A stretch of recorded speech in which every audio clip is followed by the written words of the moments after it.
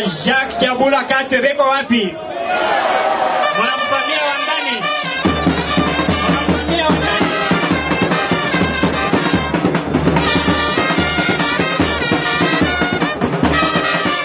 Inyasa ke mikono yulu. Mikono yulu. Mikono yulu.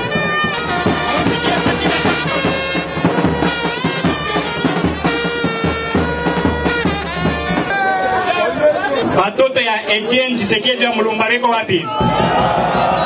Beko wapi? Beko wapi? Batoto ya Etienne Tshisekedi wa Mulumba beko wapi?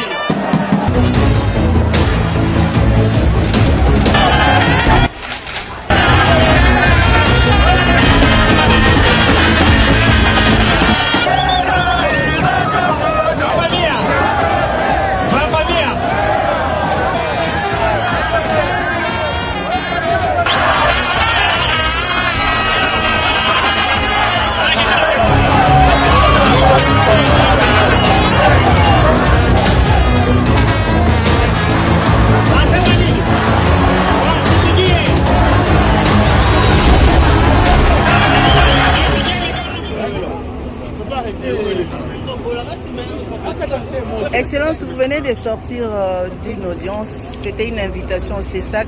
Pouvons-nous savoir le contenu de cette activité? Oui,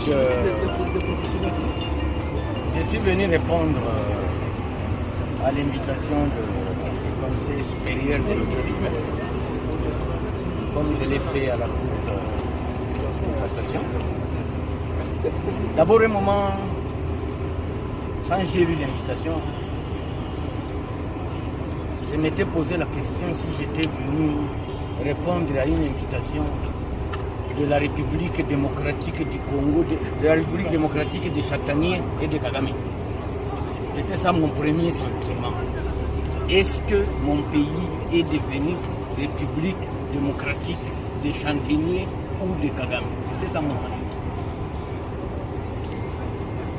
Et je me suis décidé de répondre. J'ai dit à la commission que je me retrouvais comme un cardinal, un archevêque ou un bishop devant des païens. Parce que ce que le Rwanda de Kagame a déjà occasionné comme mort dans mon pays, plus de 12 millions de morts,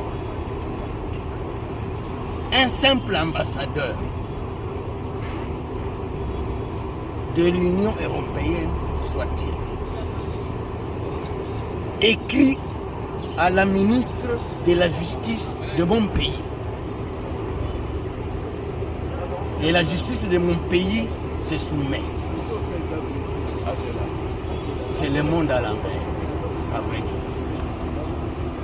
Mon combat, à partir de ce jour, il faut qu'il soit comparé au combat de Martin Luther King face à la ségrégation raciale, le combat de Mandela face à l'apartheid. Mon combat désormais, et ça je le réclame, et au président de la République, au gouvernement, à l'Assemblée nationale, au Sénat, à la magistrature, aux opérateurs économiques, aux opérateurs culturels, que le gouvernement achète plus d'1 million des ouvrages de Charles Orano. Cet ouvrage devient comme la Bible pour les chrétiens, pour que nous puissions nous en souvenir. Il faut, et je demande à ce jour, il faut un débat national. Il faut un débat national autour de ce livre et autour des crimes commis en République démocratique du Congo. Et je demande à mon pays de poser la question à l'Union européenne. Comment elle peut s'indigner de mes propos et ne s'est jamais indignée des morts, des millions de morts? Quel est le rôle de l'Union européenne dans notre extermination? J'interpelle. Congolaises et Congolais. Tout celui qui a un seul œil, je lui en ajoute un deuxième. Pour voir, autant que moi, ce que mon pays subit face à Kagame, qui aujourd'hui est à Brazzaville, en Centrafrique.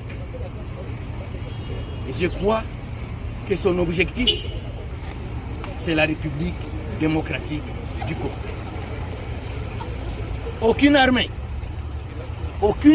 d'un pays n'a jamais libéré le pays si elle n'a pas l'appui du peuple. Aucune au monde. Parce que Mao Tse-tung, c'est ma conclusion. Mao Tse-tung dit que ce n'est ni la technique, ni l'armement qui gagne la guerre, mais c'est plutôt l'enthousiasme populaire.